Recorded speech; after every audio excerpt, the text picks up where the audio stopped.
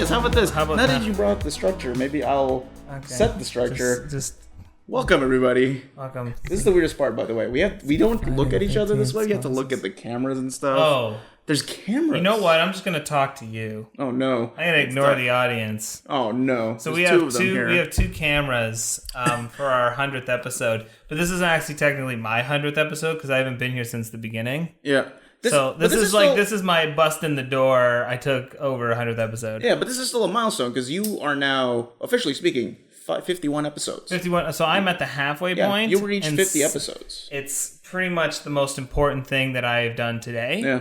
Next to pooping. But first off, we should explain who are we? What are we doing here? Okay, so my name is Sean Lott. I'm Earl Spiris. This is all kinds of filler. The video episode on video. AKOP on video. So I have been getting into great shape, and I just went, Earl, we have to do a video for 100th episode so I can show off my fucking bod. And then I said, let's not do that because I'm in the worst shape I've ever been in my life. Right. So you really fucking put me on the spot here. Yeah, shit. Yeah, thanks a lot there. And as we drink more booze to bloat me up, yeah. So today there's a brewery in St. Jacobs called Block 3. We're going to give them a little advertisement, but, I don't actually drink We'll tell them after. We can always tell them after. Yeah, we'll tell them after. Block 3, here you go. But my fiance, who is in the other room, hi, Tori. Hi. There you go. I hope that you guys heard that. She just said hi. So because there's people who actually do listen to the show who have brought up the fact that I mention Victoria a lot. So if she's like the elusive Pokeroo, you might see her. You know what? It's a big celebration, 100 episodes. Maybe this is the moment we'll finally meet her. Maybe. I would like to say we plan special guests, but in honest, I work like ridiculous hours, so does he. So by special guest, you mean my fiance? No, we do have two special guests. We have Jason and Freddie. Yeah. These are my glasses that we told on the show. Remember how you bought me these glasses for Christmas, but then I already had them? So you were like, God damn it. So you bought me UHF instead? Yeah, I did that. I personally went to the store and picked that movie, and it's totally good. Not Sean here at all. So you can't see it, but right beside me is my movie collection. So here's UHF, everybody. Can I hold it for the second time in my life? There you go. You've never seen UHF. No, but I mean, I'm holding it for the second time in my life because the first time I held when it he bought it. was when I bought it. So he was holding it in his mind when I called him, and I said, thank you for UHF. And he went, what the fuck is UHF? Exactly. So let's go back to the beer. So to commemorate. So since I came on the show, there's been a constant theme of Nightmare on Elm Street. Like we went to the theater. I bring it up all the time. We had a guest on, Rizzy, right? Rizzy, yeah. Rizzy. She's like, hey, you forgot my name, asshole. I'm sorry. So Rizzy was on the show. We talked about Nightmare on Elm Street. I love Nightmare on Elm Street. So there's a beer from Block 3 called Nightmare on King Street because it's on King Street in St. Jacobs. Okay. Tori bought me this. I don't know what it's like, but Earl and I are going to share it for the audience. Because sometimes, believe it or not, we do drink during the show. I thought that was what you were going to say, was the two themes that are recurring in the show is we watch a lot of horror or Nightmare on Elm Street, and drinking. Drinking happens a lot on the show. It does. Well, especially with AKOP nights. So normally what I like to do is I used to be a beer connoisseur. I used to love drinking lots of beer, until I got older and sick. So I like to smell it. It smells pretty good. What are you, wine? What are you, I would always smell my beer because because I would drink a lot of, I like Pilsners and lagers. That's kind of where I wind it down to, but I was drinking everything back in the day. So, there's one beer, ever since this beer, I forget what it's called, but it was a blueberry beer, and you would smell it, and it would smell like just blueberry, like juice. Blueberry. Oh, okay. You would like, how's this booze? And you pour it out, you drink it, and you don't taste any blueberry. Weird. Yeah, it was actually one of the best beers I ever had, but I was sitting there going, what is this fucking beer? It just reminds you of blueberry, but it doesn't taste like blueberry, is what you're saying. So after that, I always like to smell the beer a little bit. Weird side note, weird tangent. Have you ever seen that documentary called Somm on Netflix? No. So it's basically about sommeliers. Like, they're the guys who do, like, the wine tasting for restaurants. Like, that's their whole job, and they have to do these, like, ridiculous tests to be considered the best of the best sommeliers. So... I want to make sure that we have the same amount. Because if I don't like it, you're drinking it. Oh. I mean, well, Block 3, you make great beer. I did say half and half, so you know what? I gotta stick to that rule. I said that, folks, because a little side note, I really wasn't planning to drink tonight, or was really not interested in drinking. Okay, so very rare. So this is gonna go right in front of the camera there, so everyone can see. They can have it. Some free advertisement for Block 3. So to wrap that up, I said I would do half and half because Sean wasn't really excited to try this beer either. And yeah, here we are. No, I am excited. Okay, let's put it on the table. Yeah. So Block 3, my fiance really likes the beer, but she always gets the dark beers, and I'm not a dark beer person. And not because I'm racist, just because, you know, I don't like the taste. I have to play the minority card. Yeah, I know. Hey, this is the first time, if anyone's ever been curious, this is not White Earl. Yeah. I mean, everyone thinks you're white. I want to drop a reference that you'll never understand, but it's like Jesus versus Mero, where Jesus people used to think that he was a white dude playing a black dude until they did a video version of the show, and it was actually a black dude. I'm just gonna bring that up there. Oh man, I lost my only audience member. Okay, hey, what's all up? Right. So drink the beer. Here we go to the 100th episode. Do we do the cheers thing? Yeah, 100th episode. Here we go. There you go. That's when we lost our audience because they just saw 5 seconds of us. Oh man. Oh. See. It took a second to get there. Yeah, didn't it kicks you. Yeah. It is a nightmare on King Street. It's a nightmare on on your suds, on your esophagus, your esophagus, on your. See, this is too malty for me. Malty. I feel like this is gonna be our show now. So we're going from podcasting to beer tasting. Yep. We're gonna try beers from all around the world and watch Sean have a fucking heart attack. I wish we could do that. I wish, honestly, I can't though. I can't drink beer like I used to. But not necessarily that. But I think we have a lot of ideas for episodes, or even for different shows that we always like to talk about. We're like, oh, let's do this, let's do that, and we just don't have the time or money or anything like that. Or it's ridiculous. So, but beer tasting would be funny, especially if we can get some really weird beers. Now I don't. It's actually pretty good. It reminds me of the other beer I had from them, but again, it is a little malty for me. So not exactly my favorite, but weirdly, I'm liking it now. You like it? Yeah. It's growing on me. It grows on you? Well, I went to their brewery. It's really nice. I used to work at a brewery, so clarification. Clarification? No. So when you say King Street, is it downtown? Is it just west of the city? In St. Jacobs, it's a farming town. Oh, St. Jacobs. Okay. So there's a main street that has all kinds of fun goodies on it. Mm-hmm. And there's the Block 3 is on there as well. And then when you go to the St. Jacobs Farmer Market, it's like a big, huge chopped out of land. It's a farmer's market. So they're just on the main street of King. King Street is pretty much, for people in London, is the Dundas of Toronto? No. Okay, in London, Dundas Ontario. Dundas is like King Street is to Kitchener-Waterloo, like Yonge is to. Wow, you had to Toronto. take like 2 steps to get to that. So let's back this up. King Street in St. Jacobs is the Dundas of Kitchener-Waterloo. No, it's like the Dundas of London. Dundas of London is the the equivalent of the Yonge of Toronto. Because I heard Kitchener-Waterloo at that point. I went, where's that coming from now? Look, it's not hard. Okay? Look, I've only had 3 steps of this. I'm already losing. He's already remembering last night. Let me tell you about the war. So the truth is, okay, let's get to this. I've been told by my fiance that I have dad bod. You're really gonna bring this up? I was gonna talk now that everyone can see the dad bod. Welcome to all kinds of dad bod. Oh man. Okay, so where do we stand in terms of like the dad bod spectrum? Like it seems like you're the prototypical. Like I can see you being like, yeah, people would say dad bod, but for me, I'm kind of on the larger side of dad bod. Like I've kind of started to stray from that. The way I was told it is dad bod is the equivalent of like a male body who may go for maybe a run once a week or twice a week, or may go to the gym for a hard workout, but then might have pizza once or twice a week. Yeah. And that's dad bod. So that's pretty much us. We just had pizza. We did just We're having beer now. I haven't had pizza in a long time, and beer also probably just I think the last time I was here. So I don't have beer that often either. So I guess I am in the camp of dad bod now. Okay. I don't know. Audience, tell me, and by tell me, I mean break my heart and tell me a fat piece of shit.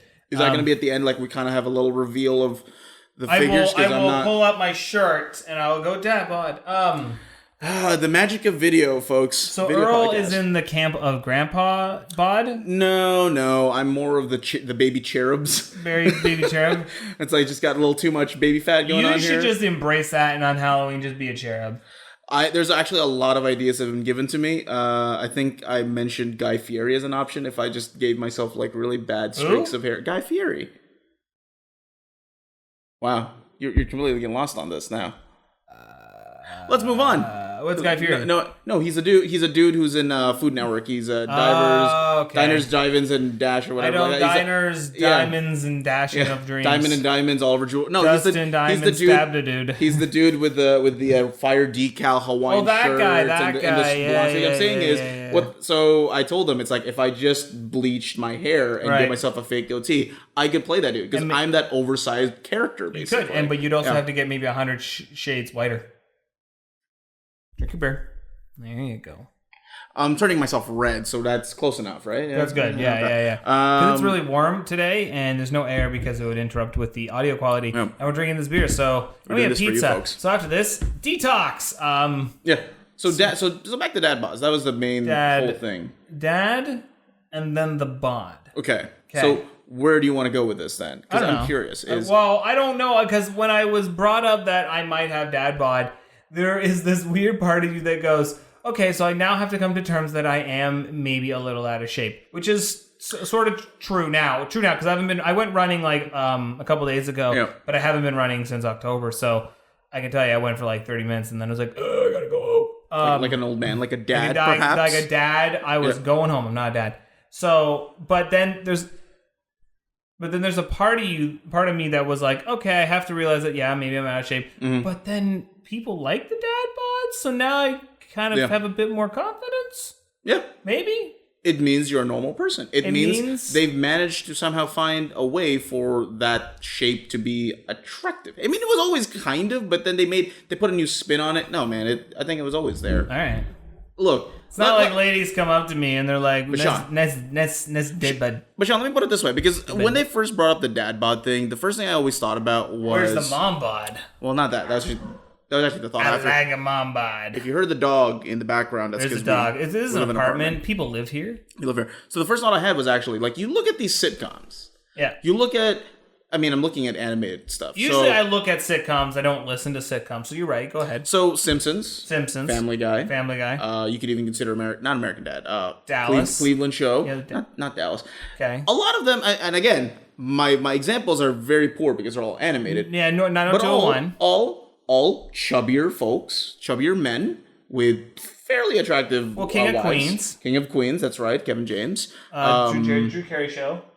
Drew Carey Show, that's right, yeah. So I would say that's always kind of been around, like in the media, that's a heavier topic, but that is actually has to go with a lot of this weird stigma of Hollywood, how women are generally not allowed to look like that when they get to be in front of the camera. They have to be beautiful, they have to be skinny, they have to be all these 100 things. There's a lot of pressure, whereas men can get away with it more. Obviously, there's a side where men have to be in shape. Like, I gotta look like Chris Evans and Captain America. But it's almost celebrated to some degree too. Yeah, it's true. Like Seth Rogen, all that kind of stuff. They get the kind of like, oh, sure, you can be on, you can be in the movies, you can get the hot wife or whatever, stuff like that. But the reverse usually doesn't really happen. You can even bring up something like Spy. Yeah. Which is an interesting, and I don't want to ruin it for anybody because Melissa McCarthy seems to be putting on that.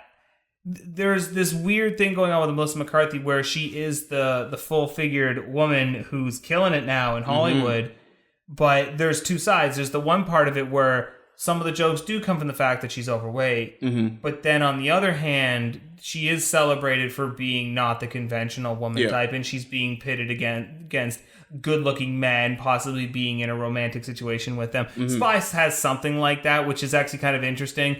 But I won't ruin it for anybody. Yep. But that's one example.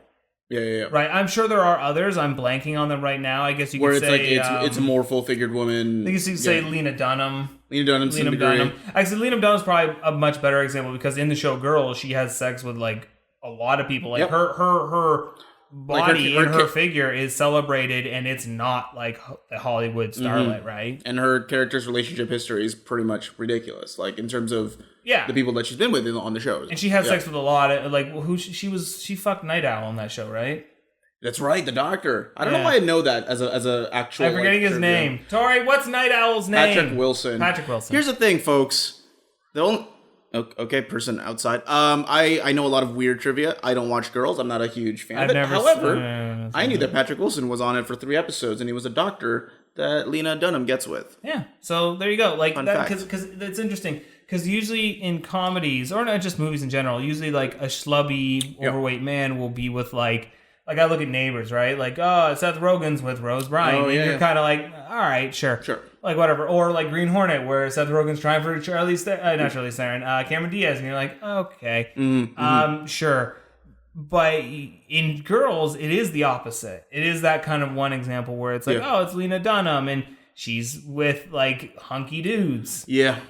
I cannot think of any other example. I mean, the only one, even like to some minimal degree, is that one episode from Louie.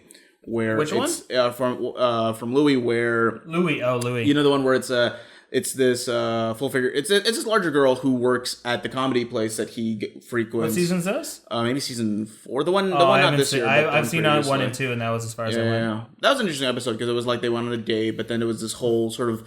She basically gets a whole monologue about sort of like how she's treated as a person just because like she's funny and she is attractive, but is the fact that she is a larger woman. Right? Mm-hmm. And that kind of like almost keeps Louie away from like being any more serious with her. So that was an interesting episode. It happens a lot, and it's there, and it's it's in real life too, because there is this weird thing with men that we have this idea of what beauty is and what it should be. Yep. And then like I've always had this rule, and this rule has followed me since high school, whereas I never said no, or I never say no to an opportunity, which is true, but I never said no to a date. Okay. So if a girl asked me on a date, which isn't like it wasn't that much, but there was a few times. Or if I met someone cool and I thought it'd be a good date, I would go for it because in my mind, it's cliche, but like, oh, beauty's only skin deep, that kind of shit or whatever. In my head, unless there's the two things turn me off is like being unhealthy, right? So you're either like unhealthily very skinny or you're unhealthily very obese. But if you're unhealthy, I'm not really into that. But I've never said no to people of like different sizes. Yep. I just think if you're cool shit, and then build it from there. So I want to clarify this then. When you said you were like you wouldn't say no to a date, was there a scenario where they asked you out, or was it a case of you were just hanging out with them and you felt like, you know what, I would like to go on a date with this There's girl. A couple. Yeah. Well, I've never really dated my friends. I've never dated my friends ever. Right, that's what I'm trying to figure out the context. So I think for me the only situations have come up was this one girl in high school who just asked me out in like the best way, where she just drops you a note and then she's like, call me or whatever. Oh, she was being she pursued me, and then when MySpace was a thing, because I'm old, you go on internet dating, and sometimes you'd see girls and you'd read their profile and you see the pictures and you're like, okay, sure, why not? Because at internet dating, that's kind of like, especially in the early stages of it, there was that, why not? Let's go for it. And I went on a lot of dates with girls of various like sizes all the time, because it didn't bug me, because you read their profiles, like, oh, they like the same shit I do. You send them a message, or they would send me a message. There were actually a few that actually sent me a message, and you're just like, okay, and you strike up a conversation, and you go on a date maybe, and that date turns into them sitting on a bus and you listening to their singing. Wait, did we talk about that? I think that was on an episode. Oh, okay. I think I've gone over my dating history on the show. I'm not sure. And it's weird, but whose dating history isn't weird? Because you go on lots of dates. I'm not going to talk about should I start talking about my dates? No, I'm just saying you don't have to, but you go on lots of dates, and usually like you'll get the one that are like, yeah, okay, that was cool, won't pursue it. But then you get the ones where they're like, that's a story. But that's the thing. Pocket. Here's the thing, though. Actually, if we're going to talk about that a little bit, like I find that a lot of my history has ended up. I'll imagine I didn't say, whoa, I have so much beer. I'm done my beer. I love this beer. I'm done. Wow. Thank you. Weird, though, that it turned to Freddy for some reason. It's like I don't know. Wow, it's a nightmare. It's like it switched. Okay. I'm going to move away from that. So, in terms of my dating history, I don't think I've really had, like, stories that's like, this is a disaster. But it's really either been, it was fine, or it just peters out and you go, well, I know that this is basically the end of the run of this thing. Yeah. So I don't think I've ever had a story like that where you go like, you're on a bus and you just hear her sing and I go like, yep, I get to talk about this for, a little while. I go, I can't recall a date that's ever been to that degree. You don't have a date where you went to go see Team America and you fooled around during the whole movie and you didn't watch it, so when you left you're like, oh, that was fun, and then you realized you didn't watch Team America, so you had to go back by yourself later? No. Okay. Yeah. Did you? That was just right. That was just I thought you were gonna say, "Oh no, it wasn't me. It was just a friend of mine." That was me. Yeah. That was me. My god. It was great because you're like, yeah, you're in the mood and shit like that, and you're young. You're like, yeah, let's fool around during the movie. And then I really want to watch Team America, so I had to go back. Yeah. See, that's the thing. My life isn't really funny. My life's just kind of awkward and a little sad. I mean, I can tell you about just these awkward dates that aren't really funny. They're just like, that is an unexpected turn for this whole thing. Mm-hmm. I can tell you. Oh fuck. I guess I'll bring it up a little bit. I can tell you about the one time I was at Hyde Park and I had a date with this girl and we basically tried to figure out our whole relationship deal. That's the last time I saw her because we figured out we were just kind of ambivalent about the whole thing. I feel like when you have to sit down and you have to map out your future of your relationship, it's usually a good sign that relationship might not be going anywhere. Oh, I know, yeah. Especially when it's like the second date.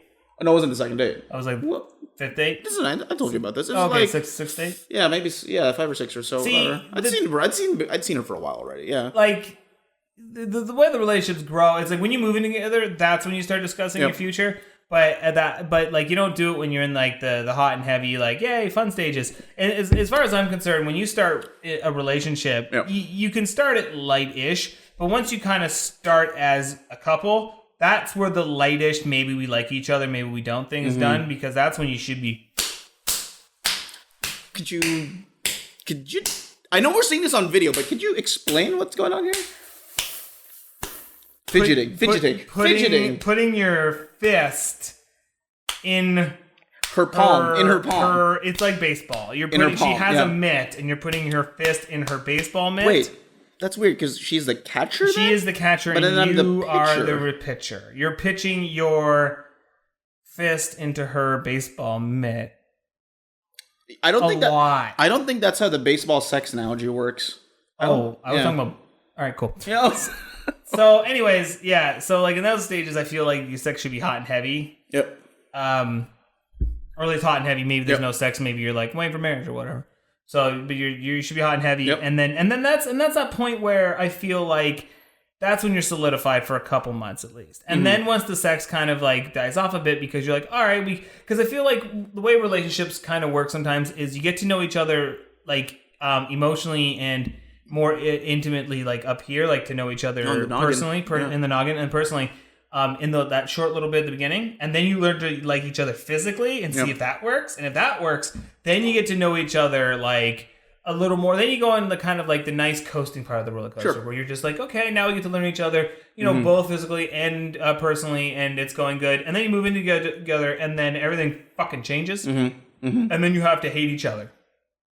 For like a little bit, not forever. Yep. If it's gonna work, it's gonna work. But then you start to realize that everyone lives differently. Yep.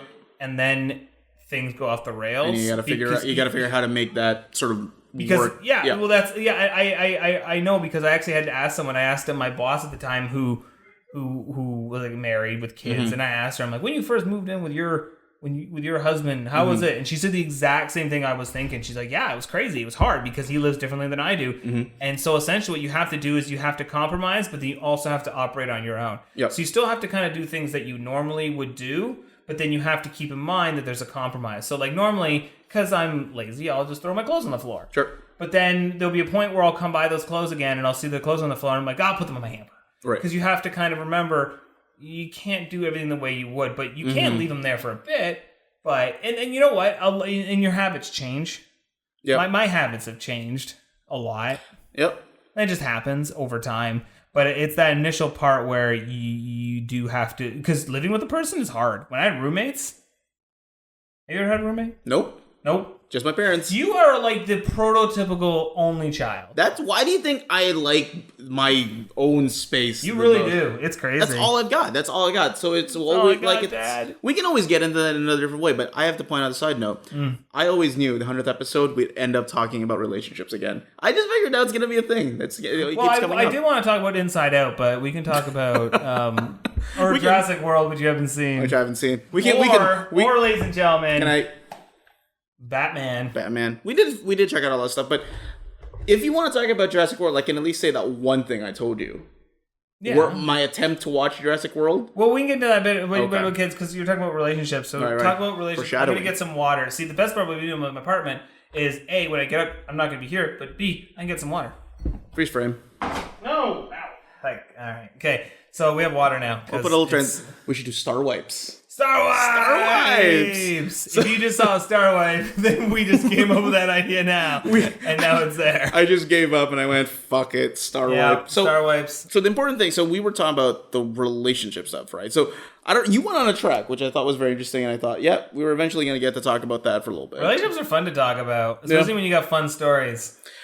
When you have fun stories. You have some, you just shy. What can I tell you? I literally told you that's the most recent thing where I go, that was at least something worth talking about. Didn't any ex-date do something weird? Didn't any pull out like a gun and say, I want you to fucking have this gun? Because I go on dates with classy people. Wow. I go on dates with... You're that Tory, you're not classy. With normal people. I'm going to keep digging this hole in your apartment. I'm just going to die in it. Bust your ass. Oh, she can't hear me. No, she can't hear me. She probably can hear you. No. Okay, so... I can't. I really don't. Like, in all honesty, like... I mean, I can tell you for a fact that, like, my dating history pretty much starts in my early 20s. Okay. Did not have much of it before then. Right. So, there's a revelation for you, as if that was a surprise. So, basically, don't have that much until recently. Right? So, when you ask me, do I have stories? I really generally don't, because I didn't have, like, that weird high school, college period where, like, you end up just dating interesting people in terms of, like, just because they're in high school, because they're in college. I'm, like, most people that I've dated now are either... they're in university because I'm older, or they're already working, all that stuff.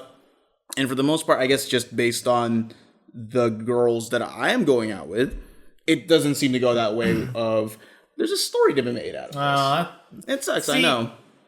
That sucks. True. Yeah, I hope you do get to go on a date with a girl who pulls out a knife and goes, do you believe in blood pacts? And then cuts her hand. And asks me to shake it. And then she goes, here, cut your hand, and now we're blood...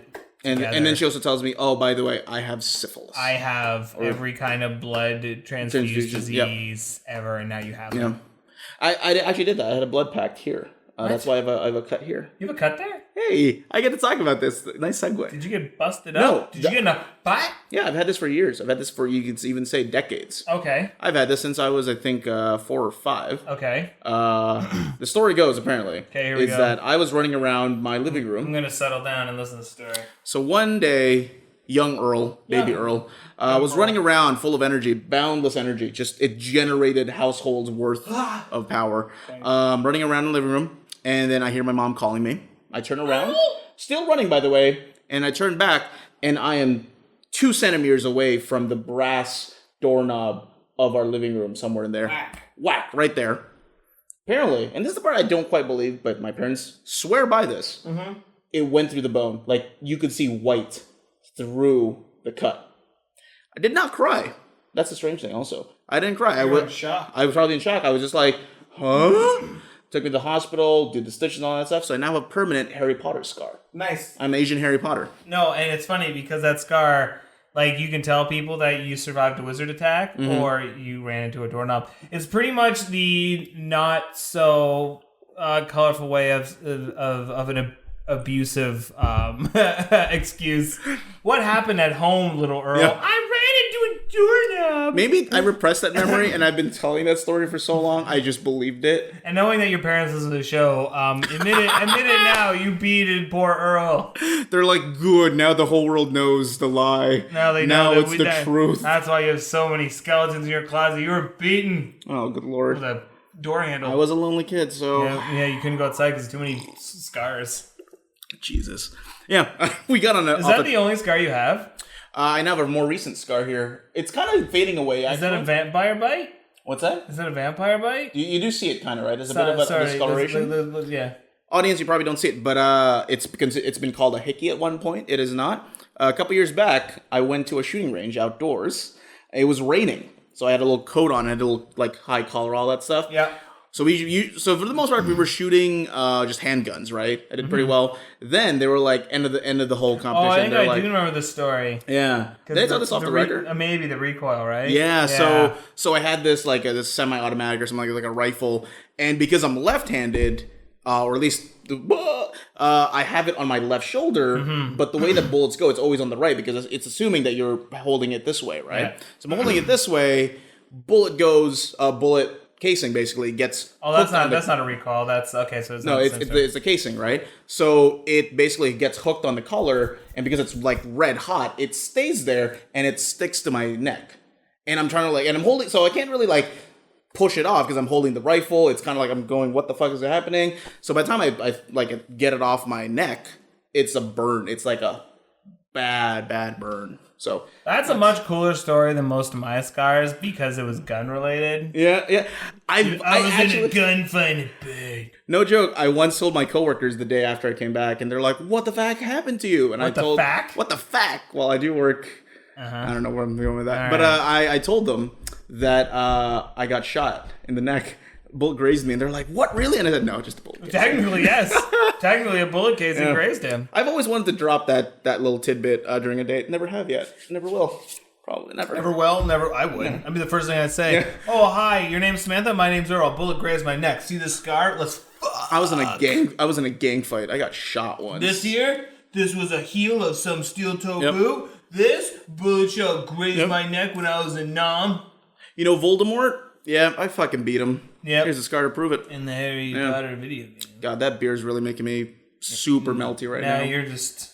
Oh, yeah. You're melty. Guys, video podcast really appealing for me here. Ooh. Yeah, because we're all melty and sweaty. Moist. Yep. Moist. There you go. Okay, quick rundown of my scars. I have one here because I fell on a fence. See, a lot of people think that I tried to kill myself. Not true. I just fell on a fence. That's true. This scar is as visible as night and day. Everyone can see that white hot. No, I'm trying to figure this out. Like you climbed the fence and you got hooked on the. What happened? Oh my god. Okay, so there was a parking garage and it was 2 stories, and we were dumb and we tried to climb down the second story, and there's a fence right under that blocks off the first story. Yep. So we're just climbing down, and we thought we would just put our feet on the fence and then jump off. I didn't do it because I wasn't nimble as a fat kid. So I slipped and fell, and the fence was all old and there was parts that were sticking out. So a part of the fence would scratch me up here and scratch me here. This scar isn't here, surprisingly, but you could see the cut and the blood, and it was going through my shirt. It was gross. That is kind of the most elaborate way to try to commit suicide. You had to find a crickety fence. I couldn't take it anymore. Yeah. So I decided I was like, that looks like a convenient way to try to die. It's almost on the same level as a car, the exhaust pipe, and just sitting in the car for hours on it. You're like, I'm going to do it in the most impractical way. Pretty much what I try to do in that situation is I try to run for senator with Kevin Spacey. And then I try to, and then I totally ruin everything and say I'm going to expose him, and then I let him do the work. Wow. So what you're saying is that his character, he was planning to commit suicide since episode 1. He just had to go with the long way. I opened up the book on that show. This is what's really going on with Peter. I would love to see if the focus of season 1 wasn't about his rise to car. It's this is about a suicidal man. If you think about it, he was trying to kill himself throughout the show, and then when he's actually offered the chance, here, kill yourself, he doesn't do it because he realizes. No, he can't. He's got to have Kevin Spacey do it. No, for him, it was more I don't want it to be offered. I have to earn it. I have to earn my death by Kevin Spacey's hands. Don't put it in a fucking box and just hand me a suicide. He goes, no, I want it to be mine. I want to. Okay, so my other scar, much like yours, and you can still see it here. It's on my leg. You can't see it because it's on the table. It's a nice big scar, and this one's really gross because it was I was carrying this old bag full of old picture frames that we were throwing out. And one of them was sticking outside the bag and just sliced. Oh, shit. And it sliced so... It's weird. Okay, here's the thing. I didn't need to get stitches, but it sliced so deep that I could take it and like spread it apart, and you could see like the layers of fat underneath. Wow. But yet I didn't go for stitches. My mom just kind of bandaged it up and it healed. She just tapped it. She's like, it'll be fine. Just put a little spit on it. She was Harry Potter's mom. She was like, I did this with Earl. Oh, Jesus. And he's healed now. I like the fact that so I'm assuming this was the first cut in that scenario, right? Because the first cut is always the deepest. So the other scar, and you can't see it because it's in my eyeball, is when I was super young. I always forget. In your eyeball? I thought you were setting up to something. No, this is my eyeball. Okay. When I was young, when I was born, I had very lazy eyes. Like my lazy eye was so bad. My both of them, they would slope into my head. Yeah. So it'd be like kind of like my eyeballs would slope down. Yeah. So it kind of looked like that, and it's hard to do. And so they actually had to take my eyes out. No, they did. Shut up. They had to take my eyes out. My mom told me about this. It's fucked up. So, because I'm very young, I can't remember if I'm an infant or not. If I'm two, I think I'm two. You weren't like a baby doll that you can just rearrange stuff. Like no. What? So what they do is they lay your head down like this on a slab, and then like my mom would explain this. What they did was they actually would take my eye out because they had to essentially rearrange it. Like, and to adjust it. And so they would actually have to take my eye out and then put it back in. And they had to do it for, I think they only had to do it for one eye. I think the eye was much better. But there is an incision in here. I don't know if you can see it or not. There's usually some red in here. Yeah, there's a little claw. It's almost a claw. Yeah, there's a little red claw. And that's where the incision was. And I still have I had to wear glasses for 11 years. And it did fix my eyes. But if I'm staring at something for a very long time, you will start to see one of my eyes start to go a little off in another direction. That's awesome. So I've asked me, it's like, are you looking at me? And it's like, I am, but it's because my one eye will go. It's very strange. But yeah, so that's the only other, so I think that's my scars. I think that's all my scars. You know what's really cool about this? So we're talking about it in this specific scenario. Yes. There's video where we can at least kind of point it out. Because I can go, in my scar. My scar's in my butt. Because once in a while we have these stories where we go like, oh, I wish we could show it and at least have it on video. But it's like, here we can actually talk about scars and be like, we can point to the things that are those scars. I don't remember what else I have here. I think those are the two major scars I've got, as far as I know. Yeah. I think that's all I got. Yeah. Except this is a scar when I was a kid. My mom decided to, without my consent, chop off a bunch of skin off my dick. And I can show that if the world wants to know.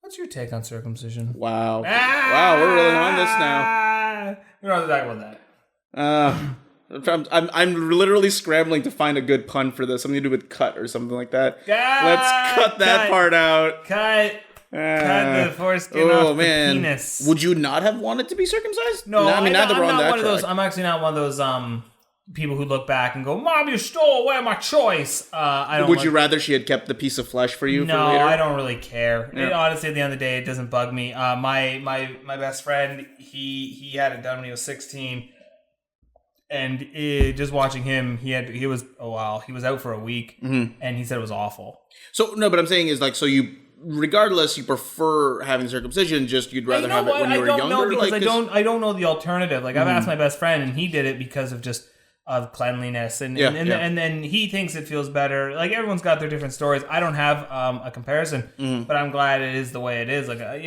don't look back. But will I circumcise my child? See, I sit there and I understand the argument of like, don't take that away from your kids. Your kids should make your own decisions. Blah blah blah. No mutilate their body. And I get that argument, and part of me in my head goes, yeah, that makes a lot of sense. But then there's that part of me that remembers, because I come from a place where my best friend went, I'm going to do it at 16, and that week was hell. Yeah. And I just go, do I want to put my kid through that? I don't know if they'll make that choice, but it is their choice to make, but they might not make that choice. Exactly, right? Because there's that question of, if you make that decision for them early enough, they don't have to worry about it at a later age, and they have that struggle.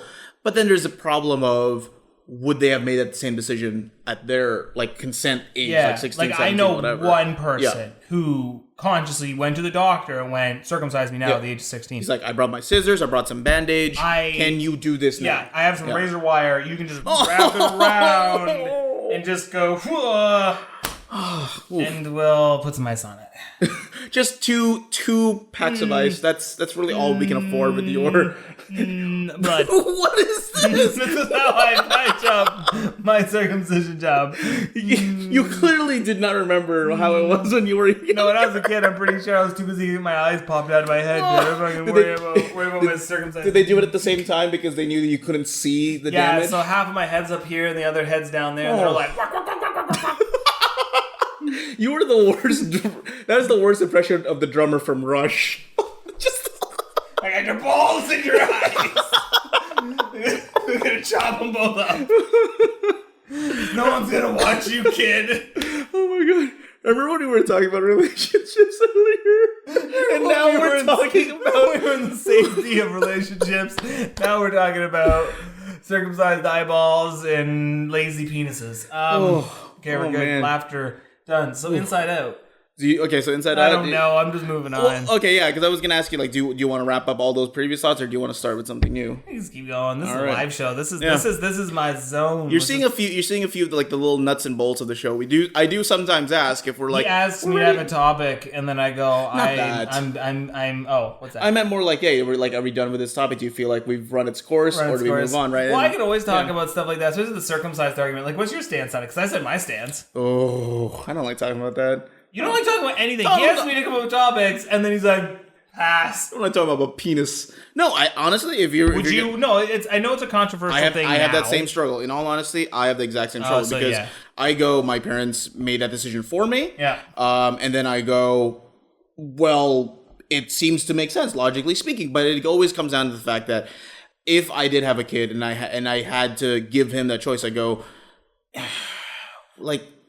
There's weird. If you look it up now, and again, because we live in the internet world, there is a lot of interesting evidence that says that by getting rid of that skin, there are different side effects to the penis and how sex is and how the penis works, and there's complications that come with circumcision as well. Now, granted, I'm not a doctor. I can't remember what all they were, but I did look into it because I had a friend who proposed that to me, and we got in a fight about it because, of course, I'll go, yeah, you circumcise your kid. But then when you think about it, you go, that's an interesting argument. So you look it up, and I guess there are some complications. Whatever. I think it could go either way at this point. There's gonna be complications because I guess the one thing about circumcision is that if you don't do it, I guess it can get pretty dirty and stuff like that if you don't keep regularly clean. But then again, I think that depends on the person. I think the person. If they're a dirty person, they're gonna be dirty. It's gonna be dirty. Yeah, I'm pretty sure it's not hard to clean it. So yeah, I'm pretty sure a circumcised penis will still get dirty, just less so. You know, it's still flesh at the end of the day. We're disgusting human beings in general. I have heard though sex feels better with uncircumcised penis. That's what I've heard. Uncircumcised. Yeah, no. That makes a lot of sense. Because there's more. Oh, I see what you mean. There's more nerves in there. There's more nerves, so you feel more. Yeah. Because that's all skin, and that skin's like the same stuff. That's all the. What's the skin that? Foreskin. Foreskin. Yeah. So it's the same pleasure center. Is that where the word foreplay comes from? I don't know. Questions. That's the shit you said when you were in grade 10. Foreskin. Is that like foreplay? Teacher, answer my questions. Is it true that if you don't use it, you lose it? 40-year-old virgin? Yeah. 4-year-old virgin. 4-year-old virgin. So Inside Out is a movie about... Speaking of things that gets wrapped around, and I'm just going to walk away from that little... So we've talked about circumcisions. We've talked about relationships. Let's end it with a little long version of what we're checking out. Yeah. But we'll talk about literally what we're checking out. Okay. Pizza and beer. That was Inside Out. That's my review of Pixar's Inside Out. Here's my review of Jurassic World.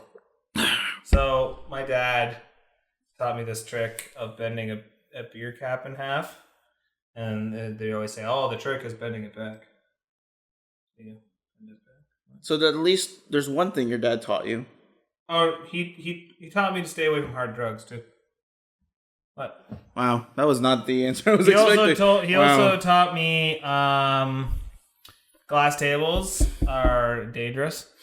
Okay, let's move away from this now. He also taught me that drinking under the influence, not once, not twice, but 3 times, will land you in jail 3 times. Let's physically move away from this glass table and also metaphorically walk away from this conversation. Yeah. He also taught me that playing soccer while drunk is hilarious. God help me. Yeah. God help me. Okay. You ready? Yeah, I've been ready. Inside Out, everybody. You know what's funny about the movie Inside Out is because I was watching it and it's all about like this little girl's emotions, stuff like that, and each emotion's like represented by a different character. And at one point I'm like, I wonder if all my characters are all the anger and sadness characters.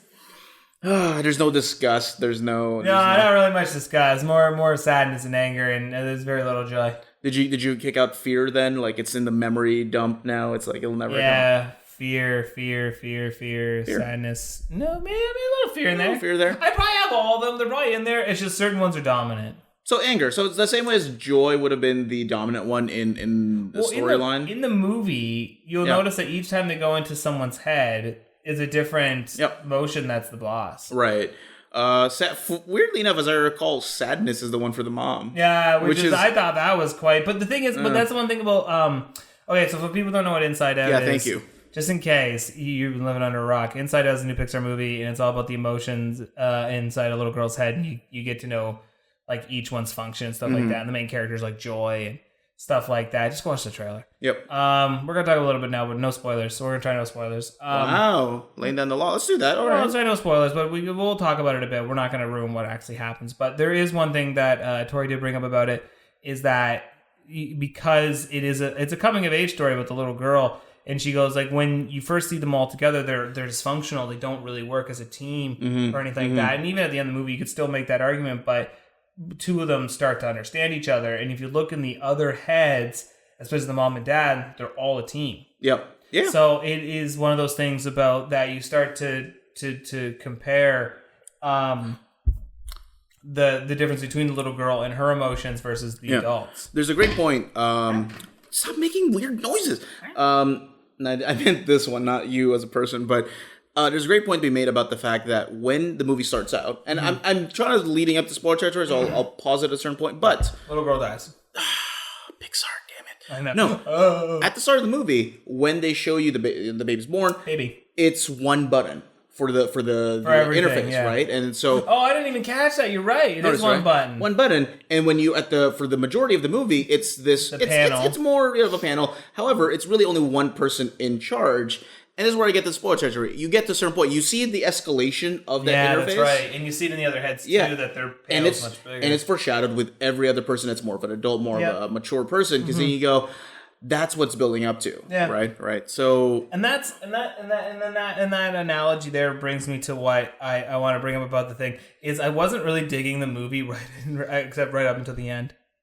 Really? Okay. Yeah, like I didn't hate it. Like I understood that it was doing something different. And I'm just gonna give my short little review on it, and then I want you to comment on what you thought about the movie. I'm kidding. I go. I've done a burp. Okay. Inside Out. In theaters, everybody. So, my biggest thing about the movie that I was not really getting into is that it wasn't very exciting. As much as they tried to go on this adventure inside the little girl's head, to me, I need something concrete and something kind of dangerous in terms of like excitement, right? Most movies have this element. It's just basic conflict. The conflict in this movie is just a matter of like, the girl's memories have disappeared and we need to go get them back. It's in the trailer, so get off my back. So the problem that happens throughout the movie is that, and you can argue it does exist, but I have a counter argument, is all the actions of the emotions in the movie don't actually have any real physical ramifications. And I know you're looking at me going, but they do, because she acts this way or she doesn't act this way. Yeah. But what I gathered from the movie, and this is why I started actually end up liking it because I thought it was quite clever, is that those actions that you saw in her, and they were the effects of what was going on inside her head, you could argue that this was honestly just a normal progression of a girl growing up.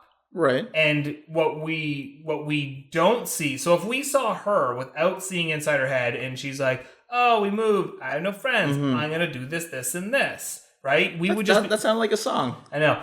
you would assume that this is just a movie about a girl getting over the fact of being away from her hometown. Mm-hmm. You would just think that's just the way she's acting. We know I thought about the way back, how the kids all mopey and bitchy, and he looks kind of like this 2-dimensional character up until a certain point where it clicks back. And if that movie was Inside Out, we would probably see this adventure of these emotions.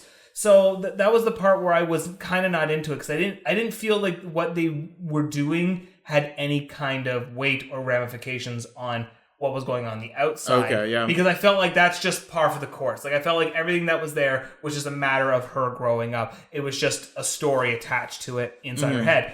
Whereas I juxtapose with another movie I really like, and this shows a little bit of me. I love the movie Osmosis Jones. I was just thinking that. Yeah, I love the movie Osmosis Jones because there's a clear distinction and there's a clear conflict of what's going on inside Bill Murray, and then what happens inside Bill Murray has physical ramifications. So it's easy for me to become invested in what's going on because I can see the damage they're doing, and also because you have a villain. I honestly thought the whole time the imaginary friend was going to be the villain. Kind of a spoiler. Well, there's an imaginary friend. But he's not a villain. He's not real. He's not a villain.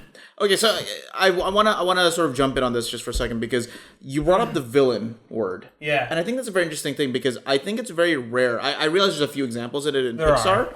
but for initially I thought, is this the first Pixar movie without a clear villain? We're Brave. Brave would be the last one I can remember. I don't think any other movie has one. All the Toy Stories have one. Yeah. Bugs Life has it. Cars, I presume, Wall-E has it. because the computer. Has it. Up, Ratatouille. Like, Yeah, Up has the worst one. Up has that moment where the movie doesn't need a villain. They just shoehorn in one. Yeah. Even though I love that movie, that villain sucked. Yeah, Ratatouille to some. Yeah, actually, you're right. The No, critic Ratatouille is, doesn't really because it's just the critic. Yeah.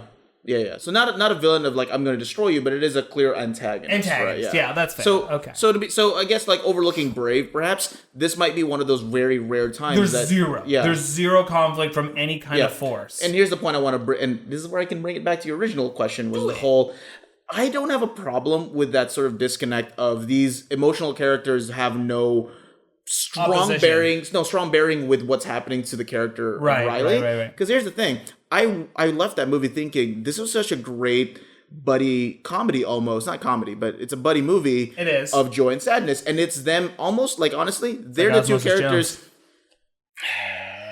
They're the two characters that you almost root and relate to because you go like they have these different. Obviously, they're the mismatched pair, but then you realize that there is a clear sort of connection that they have at the end, right? Yeah. And that's where I go.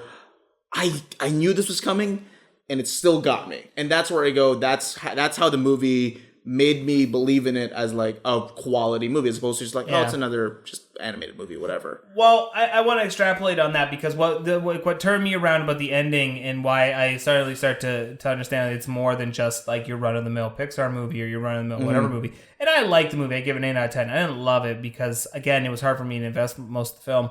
But what made it stand out is that at the end of the day, the story in her mind is almost irrelevant. And that doesn't make it bad. That makes what's going on in the storytelling that much more deep. Because everything you see what happening between the two characters of joy and sadness, you start to understand. And then you see the juxtaposition of the other people's heads too. You go, oh, this is just a colorful, fun, symbolic representation of growing up. Yeah. And that's why at the end of the day, when we left the theater, I went, this movie's not for kids. Oh, no, it is not for kids. No, yeah. Kids will see this and go, colors. Yep. That's it. It's so complicated. That's a great point. I want to ask you, what was your theater like when you saw Inside Out? What was the demographics? Full of kids. Full of kids, parents. It was 6:30 at night, full of kids and parents on a Sunday. So, on a Sunday. I saw it, I believe, on Sunday morning. So, one of the first screenings, like 12:30 or so. Full of kids. Full of kids. So full of kids. Here's the thing. I don't know if it was necessarily the case of the couple and their kids behind me that was kind of an issue, but I think they were very into it. But then I also heard a kid like somewhere down the line who was like invested. He was like, "Oh no!" Like he was like, and he sounded like 5 or 6 or 7. I'm like, "Wow, okay, this kid's like really into it." Let me point this out though. Yeah. You are so right though, because I find that on a surface level, like you said, it's not that exciting, but it still kind of does the motions of it's colorful, it's vibrant, it's almost like Homeward Bound of like we have to get back to this destination, right? Homeward Bound. Right? But that's the thing. That's all you need for a kid to be like, I get it on that level. And then my dad made this great point, who I'll also bring up as a coda for later in this movie. He brought up this great point of it's kind of a timeless movie because he said you show it to your kids when they're like super young, they'll like it for just being a colorful, fun movie. You show it to them when they're like maybe in their teens, late teens, whatever. They go like totally gonna click with that. They're like, oh my god, that's how I'm feeling right now. Yeah, that's me. Then you show it to them where maybe they're like past college, like let's say early 20s, late 20s, all that stuff, and they go like, yeah, that was like that. What like it almost becomes universal in how like you can relate to those sort of memories, I guess. And then you show it to them when they're adults, kids. And they go, I'm the dad. I'm the dad. Yeah, that's me. mom. That's my control panel. Yeah.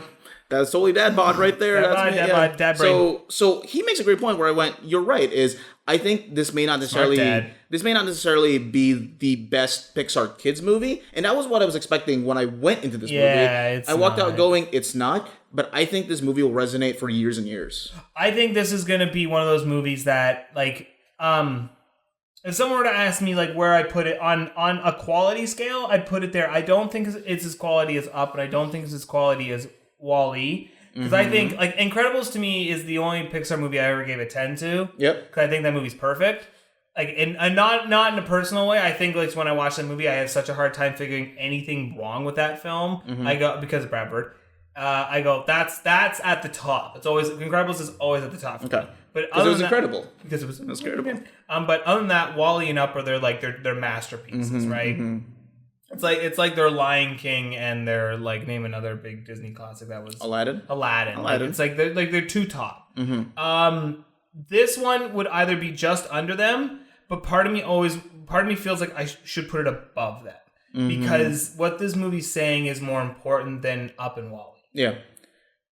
Okay, continue. Well, that's pretty much it. Like you're right. It goes beyond them in terms of what it's talking about. Because I think it honestly, to me, in weird ways, this actually might be the most daring Pixar movie I've ever seen. Oh, absolutely, because it breaks all their conventions. Yeah. It's, I mean, again, we said that it does kind of go with that cliche of like, oh, it's the going back to a certain destination, all that stuff. But they work all those themes and concepts in a way that you go, how does a movie about what it's like to be a young girl and her emotions are sort of still kind of up in the air be a animated, fun kids movie? Like, the log line for that doesn't seem like it would be successful at all. But that's one of the selling points of the movie, and one of the reasons why I couldn't get invested in it is because if you tried to sell it as something like a David Lynchian or like a movie that's a little more avant-garde or artistic, or even something I'm trying to think of. There's another movie let's just say take with David Lynch. Very much like Eraserhead, where it's all in the mind. It's very dreamlike and it's very surreal. If you try to do this movie that way, no, it's not going to resonate with anybody, and people are just going to pick it up as they go. Yeah. But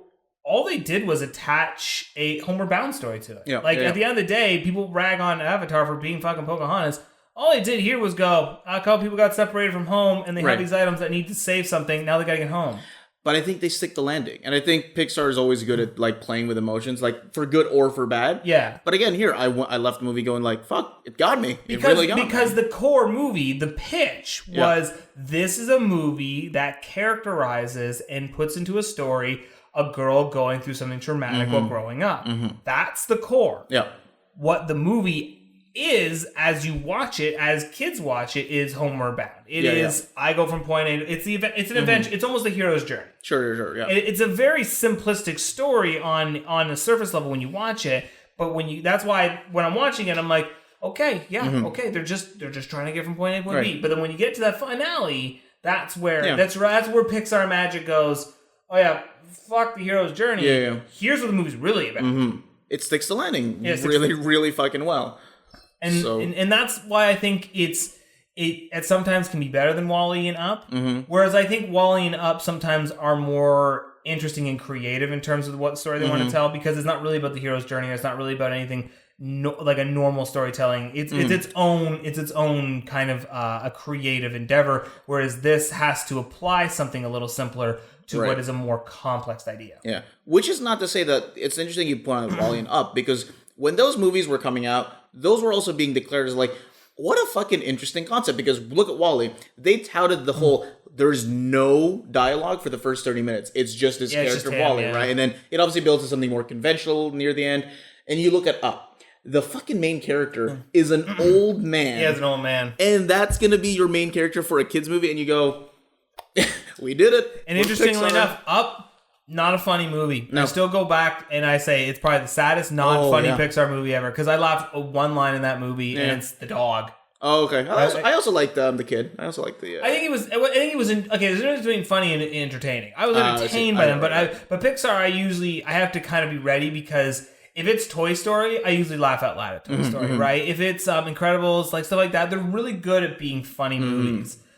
The subtext of Up is definitely. Yeah. Subtext Up is a harder movie. I love Up, but I've only seen it once. It's kind of like the Rec Room for a Dream of animated movies. Wow. Because I can't watch that movie without fucking crying at the beginning and even at the end where he has to realize like, okay, I'm not alone. I got this kid, and you're just sitting there going, fuck. And then at the end of fucking Inside Out, I don't cry, but there's this moment where you're like, I could. If someone were to push me right now with something. Like, if Tori grabbed my hand and went, I love you, I went, I'm not crying, she's crying. Just press that button, just cry emotion. Just touch my hand and I'll start crying. Because that ending is super sad. But it's not sad because it's sad. It's sad because you went on this journey and the journey has ended. So you do feel it is an earned crescendo of that. I think the ending is really good. And then I will spoil one thing, though, because there is one laugh in the movie that killed me. It's in the credits.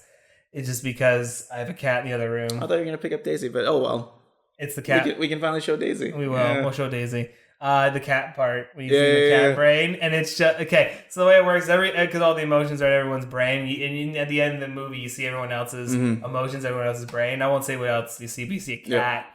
And how everyone else is like completely different. All emotions have different kind of personalities. When you go inside a cat's brain, it's just a bunch of cats. Yep. And they're just doing cat things. And they're on the interface and they're pressing random buttons and you just go, for fuck's sakes, that's what a cat does. That's what a cat does. Everything in a cat's brain is just another cat. And it fucking freaks out in the doorway. Which I thought was a little weird, but when I saw all of them just being cats, normal cats, and that's the cat brain, I was like, that's the funniest thing I've ever seen. That's probably what the writer came up with. He's like, I wonder what's in a cat brain.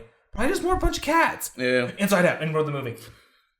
The genesis of that is the cats. Yeah. Yeah. So, in conclusion, good movie. I liked it. It's definitely going to be one of my top movies, definitely this year. It surprised me so much. It might squeeze in because it depends on what else comes out, but this year has been awesome. Yeah. I can't believe because last year was a disaster.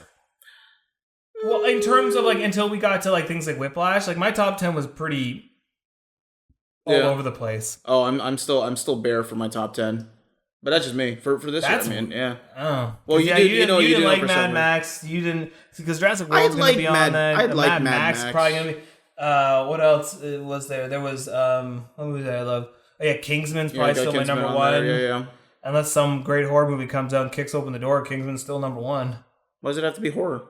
Well, because I always have the affinity. So every time a horror movie comes out, it really just kind of punches me in the gut. Like Oculus last year. Unfriended might make my 10th spot because I think that was really creative. A lot of people didn't like it, but I liked it. It could be an honorable mention. Honorable mention, but at this point, Kingsman's still the best movie I've seen so far this year. I'm waiting. I'm still waiting. I'm really waiting till TIFF. Yeah, TIFF might show. That's really going to sort of put me over the edge. Sometimes you like the more artistic, somber films. You know what's funny about this is we always joke that Patrick is the pretentious. You're the pretentious one. Yeah, I'm the unabashed one. I think. Oh, we should call Patrick. You want to call Patrick? I should call Patrick. Let's do it. You want to call the phone? All right, let's call him up. So let's as a quick wrap. If he doesn't answer, I mean, fuck it. Yeah. But this is the 100th episode, ladies and gentlemen. We gotta at least have a little bit of Patrick. We gotta bring in at least one guest on this show. Yeah. So we promised you possibly Tori, but she probably won't come out. All right, so I'm gonna call up Patrick. If you want, I'm gonna put him on speaker. Yeah, put him on speaker. Put him near the mic. Here, you want to do it? Okay. Probably a little better on your end here. Dare. Oh, here we go, folks. Okay, I hope you're all nervous. This is all... I hope he's on a date. This is amazing. He's probably like, why is Earl calling me? He's like, he never calls. This is weird. This is awkward. I wish we had a studio audience. I know. They're just waiting for the applause meter going up here. Oh, man, he's not answering. Do we leave a message? I don't know. Does he have an answering machine? No, I don't think so. No. He's really not picking up. Why? It's 9:30 because he's in bed. No, that's dumb. Your call has been forwarded. Oh, that's stupid. Voice messaging system. Patrick He sounds like in a bar. Should we leave a message? Yeah, why not? Fuck it. Let's do it. So, Patrick, this is Sean and Earl. Hey, what's up? We were recording our 100th episode, so we decided to call you and get you in on this. But you decided to be decided to be an asshole and not pick up the phone. So why you gotta make him angry, Patrick? Look, like when you'll call back and we won't be recording, so it doesn't matter anymore. So we record this message and it's on the air. So hope you're having a good time. And good luck on the date. Yeah, good luck on your date. And I don't know if you're on a date. And congratulate us on our 100th episode. Now we're gonna go. Oh man. Goodbye, Patrick. Boop. I just did it before. That's perfect. That's good. Oh yeah. So to wrap up this 100th episode, we covered a lot. We covered. I don't know if we should recap the last 100 years or 100 episodes. Really want to do that? No, now? We don't need to do that. Well, you can only talk about 50. Like what? I mean, I was put it out there. I thought we were going to go in a little bit of retrospective a little bit, but I don't know. I mean, so let me ask you this then. Okay, go for it. In the 50 episodes you've been here, I mean, what's some memorable stuff? You can put this at the beginning. So what's some stuff that you thought were memorable? Let's try to be positive here, Sean, if I may, because I know we've had some rough spots here at some points, especially me. But what's the deal? What was fun about this? The last 50 episodes. Yeah, Tiff was really good. Yeah. If not exhausting, but that was a lot of fun. That was a really cool day. 2 days. Yeah, you got rained on. I got rained on. That was like the start. Like I thought, I'm like, this is the beginning of a shitty weekend. But no, I actually ended up being pretty good. And then Earl was like, "This is my fun co-host," and he was getting pissed off. Yeah, was that like the third time you recorded? Yeah. You were so like, "Fuck, what have I done?" You're like, why did I agree to this? Yeah. And then so Tiff was fun, and then what else was there? There was like all our obviously Spooky Nights will be my highlight because that one worked out. Like you couldn't. See, sometimes when you make something and you try a new idea, it sometimes doesn't work perfectly, or you just try something and it falls apart or whatever. Spooky Nights worked so well in how that structure worked and how the recording worked and how I set up like the fun facts. And this wasn't something that I was sitting there going, haha, this is going to work perfectly. But it all just kind of came together and actually was like such a good episode that it now is a staple, a part of our show. I don't think we've ever talked about that previously, that it would be a series. It was just like, wouldn't it be a fun thing to just do? I just want to show you horror movies. Because you said, I'm scared of horror movies. And when someone says, I'm scared of horror movies, they go, and now you're desensitized. Yep, I do not see horror anymore. Nope, he's nothing but like joy. Yeah. So like I think that'll always be a fun memory for me, and then obviously every AKOP night after that, because like as much as each episode kind of comes out, this one comes out the week after our last one, which I still think it's getting better and better. This one was and we keep saying that every episode gets better and better, and that's just because we keep picking movies that are so fun to talk about. But yeah, so as we keep going into the future with that, there's more fun stuff to be had there. But in terms of like episode wise. Foddy was good because I think you weren't ready for that. No, no one will ever be ready for that. I don't think. So Foddy, if he's listening to this, he'll be like, "Yes, I did. I broke Earl." Still a highlight episode for us. Still, you were like episodes like like a lot of the episodes kind of become one and the same because we talk about new stuff that comes out. We talk about what's going on in our life, stuff like that. But like that's why I think like the more and more we differentiate between AKOP nights and then other things that we're doing, that's where more fun is. And there's more to come in terms of our future. So like there's more TIFF. We're doing another TIFF. Hopefully by the end of like next year we'll do another film festival. And we want to do more. It's just time, right? So that's so. So before you fire me, what have you enjoyed the last 50/100 episodes? I enjoyed the episode before I hired you as a co-host. Yeah, that was the end of an era. No, that was the episode 49. 49. And then he looked and he was like, "Man, ratings can't get any better, can they?" Ironically, and I stomped in. And he's like, "Yep, they can get 10 better." Ironically enough, episode 49, you were actually in it. Guess what it was? It was the Nicolas Cage face-off episode. Was it the first one I was ever on? Yeah, but not as a co-host. That was literally the week where it was like, well, all right, next time you're going to be a co-host now. So you're right, because the first episode was like the new blood. Yeah. Yeah. I remember that because it was Friday 13th. So the other highlights I would say, honestly, AKOP nights. I think I still contend that any AKOP night is a solid episode, so I don't have to say much more than that. But Spooky Nights is special for me because it was like my way of going, haha, welcome to my world, Earl. And then by doing that and structuring it that way, it is now on par with every other episode. It's not like I prefer Spooky Nights because it's better. Mm-hmm. It's just that was the one that's important to me. Yeah. It's that thing. A lot of things. I don't even know which one I could pick would be my favorite, like in terms of quality of an episode, because you don't really listen to it, do you? No, I do. Oh, in terms of where like each episode, and in terms of like I feel like which one's better than the other. Like I still think like if I were to pick weakest, it's probably Sci-Fi Night because we did it over Skype, and that one was a bit rough. And we knew very quickly where it's like, it's got to be in person. That was that one episode where we look back, going, okay, never again, because then we learned. Yeah, we learned, and so now it's always in person. So from that point, it's hard to pick one because every time we do it, it just gets more fun, and then. One of the other ones was Nightmare on Elm Street. I mean, as much as it was a kind of a bad night for you, I forgot about that. But it gives us so much to talk about because like that is a different experience that we were all expecting coming out of that, right? Yeah, like that. That's what podcast and that's what this whole thing. So I still love that movie. I thought that was really good. I really did enjoy it. And then we still want to watch Nightmare. One day. Oh shit, we could do that tonight. We'll think about it. Watch Nightmare 3. We'll think about Tori that. Will love to watch Nightmare 3. We'll think about that. I guess one of the last things I'll bring up for favorite episodes. What do we do like this year, honestly? I know we didn't really have that many guests at this point, but we cut a lot of guests. Yeah, it's just the timing issue doesn't always work for us sometimes. It's hard to sort of schedule people around our fucking schedules. But a lot of the twofers we did, like, honestly, Furious 7 and It Follows, that episode was really good. We got to like a straight on film critic night, basically. Yeah, that was rough because we were talking. Yeah, because you and I were agreement, but it was one of those things where by being in agreement, we really tore apart each movie, especially It Follows. Mm-hmm. But no, you didn't. I mean, we liked Furious 7 well enough, but I liked Furious 7 to a point, but I can't criticize it because it's dumb. It Follows, I was super pissed by. Yeah. But it's one of those things where we go like, we don't rarely have episodes that's just fully, we are gonna be on that mode of film criticism. Right? Yeah, we're always just like, fucking movies, blah blah blah, right? Mm-hmm. It basically almost felt like an AKOP night to some degree. It did. Yeah, that's true. So. The E3 one we actually just did, I thought was really good too. Solid, yeah. Yeah, because for everything you were excited about, I kept going, boo. I think that's the thing. I always hope. What? Did you like the banner for that? That was good. I think anytime we ever have an episode where at least one of us has a very strong differing opinion, I think it helps. It's always good. Yeah, it's true. When I'm just bitching about microtransactions, you're like, yeah, microtransactions suck. It's like, and that's the episode, everybody. Whereas. I don't know. I don't like. That's not my radar too, right? I know. It's true. But when it happens, it's gangbusters. Yay! This. On that, I don't know what that meant. On that note, wow, we have to wrap this up. It is a fairly good episode. We'll have to cut some stuff out. But, yeah. Guys, thank you for watching. I can actually say that for watching. Thank you for watching. But if you're not watching, thank you for listening. Because this will also be an audio, right? Also, so we're gonna do both. Yeah. We'll just have it the video because we figured.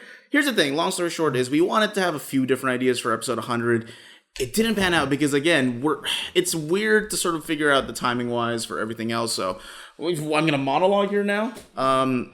Unfortunately, it's actually really, really tough to figure out times to record for anything really for us. So when we figured we got to do something for episode 100, let's just do a video. Let's see how it works. You can now see my face. You can see how Asian I am. You can see how Daisy looks because we've mentioned her once or twice. We didn't get Tori on record here, but you get to see the famous cat that's always been bugging me. This is my cat, and she is super awful to everyone. Like if Earl went to pet her right now, she'd probably hit. Yeah, I like the other cat better, but she's not here. Sylvester or something. Sylvester slept with you that one night. Yeah, this is that's been the most. Here's the thing, Daisy, I'm keeping calm because I can actually keep her calm pretty well because. Like, I had to take her to the vet once, and she was being the worst cat in the world. So I had to go in there, and I just did this, and I actually got her to, like, fall asleep. Yeah. Sean, if you notice, I'll point out the audience as well. She moved away, but she was giving me some cut eye just now. She was giving me some side eye. She will, if you try to pet her, she will slit your throat. Oh, I don't want to. I don't want to. With her teeth. I want to live. She has no cause. I want to live. I don't want this to be the last thing I do in my life. So when I let go of her, she will run away. So audience, say goodbye to Daisy. 3, 2, 1. Bye, Daisy.